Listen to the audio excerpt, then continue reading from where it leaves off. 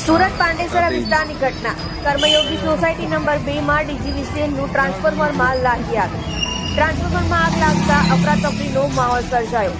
ટ્રાન્સફોર્મરના 50 ફૂટ પર ઉચ્ચ માધ્યમિક સ્કૂલ આવેલી છે. ઉપરથી વરસાદ અને 50 ફૂટ પર માધ્યમિક સ્કૂલની બાજુમાં ડીજીવીસીએલના ટ્રાન્સફોર્મરમાં લાગી આગ. ઘાતકના ડીજીવીસીએલનું ટ્રાન્સફોર્મરની બાજુની બિલ્ડિંગમાં નાના બાળકો સહિત પરિવાર રહે છે. આપ જોઈ રહ્યા છો ગુજરાતની સૌથી પહેલા ખબર આપતી Surat express news channel director Rajesh मंगलेनी સાથે.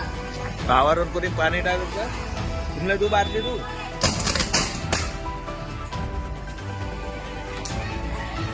अरे तू तो दे दो याद